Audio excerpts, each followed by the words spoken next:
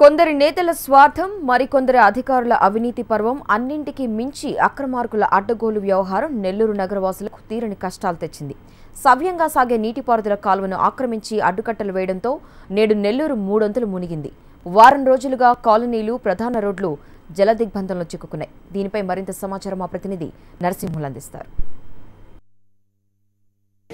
భారీ వర్షాల నుంచి ఎదురైన పెనుముప్పు నెల్లూరు నగరాన్ని ఇంకా వేడలేదు. వర్షాలు తగ్గిన ఎగువ ప్రాంతాల నుంచి పెన్న ద్వారా వచ్చే నెల్లూరు చెరువుకు వచ్చే వరద ద్వారా ఉప్పెన కొనసాగుతూనే ఉంది.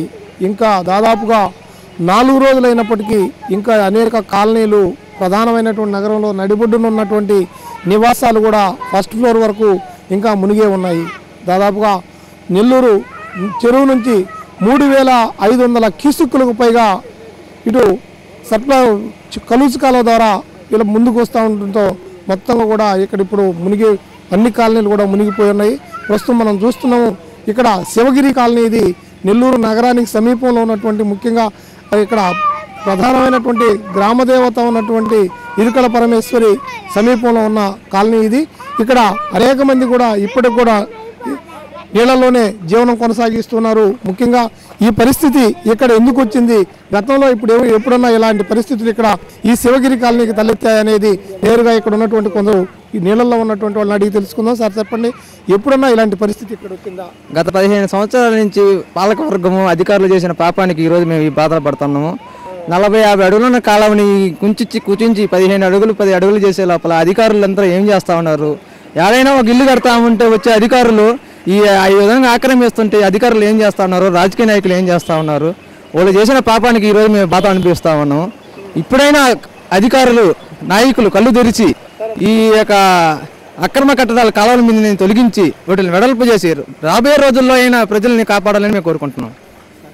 సార్ చెప్పండి, అసలు ఈ పరిస్థితి ఎందుకు వచ్చింది మీరు భావిస్తున్నారు? ఇప్పుడు అతను చెప్పాడు, దాని గురించే వచ్చింది. ఇప్పుడు అదే కాలువ లేకుండా మేము ఇప్పుడు ఇక్కడ మించి 10 సంవత్సరాల నుంచి ఉంటున్నాం, 10-15 సంవత్సరాల నుంచి ఉంటున్నాం. ఇప్పుడు దాకా లేదు ఏది కూడా. ఇంతకుముందు ఒకసారి వచ్చింది ఆ వాటర్ కూడా అదేవిధంగా. అప్పుడు ఆ కాలువ కూడా ఎత్తు చేయలేకపోయారు. కనీసం అసలు ఆ కల్జీ నీళ్ళు పారే కాలువ అయినా ఈ విధంగా ఉంటే ఇంకో కాలువ ఆ చెరువు తెగితే పరిస్థితి ఏంది? ఇంత పెద్ద చెరువు కింద ఉండి మనం కూడా ఈ విధంగా ఉండి ఇప్పుడు కాపాడలేకపోతే అసలు ఏంది? ప్రజలు ఏంది? మొత్తం కాలువ దగ్గర ఆక్రమించి ఇల్లులు కట్టుకొని అన్నీ చేసి ఇప్పుడు ఈ విధంగా పరిస్థితి వచ్చింది. కల్జీ నీళ్ళు ఇది మెయిన్. కల్జీ నీళ్ళ కోసమే ఇప్పుడు అసలు ఇక్కడ లేదు. అదే వాళ్ళ చెరువు తెగితే పరిస్థితి ఏంది? ఏం చేస్తుంది గవర్నమెంట్? అసలు ఏం చేస్తున్నారు అర్థం కాలేదు. అంతా అక్కడక్కడ మొత్తం ఇల్లులు కట్టేసి ఈ విధంగా చేస్తా ఏం చేయాలా? ప్రతిరోజు ఇదే విధంగా చేస్తూనే ఉన్నాము. ప్రతిరోజు వస్తున్నారు, తీసుకోపోతున్నారు. ఆ నీళ్ళు ఏం వచ్చేది వస్తూ ఉంది. నిన్న అయితే ఆడ కల్జీ కొట్టారు ఆడ పుట్టేపల్లి దగ్గర, లేకపోతే ఇంకెక్కువ అయిపోయింది. నైట్ ఒక అంతస్తు దాకా మునిగిపోయింది మొత్తం ప్రతి వాళ్ళది. ముఖ్యంగా ఈరోజు నెల్లూరు నగరం మునకకి ప్రధాన కారణం ఈరోజు ఇక్కడ ఉన్నటువంటి ఆక్రమణలు. ఈ ఆక్రమణ వల్లే మేము ఈ దుర్భర పరిస్థితిని ఎదుర్కొంటున్నాము.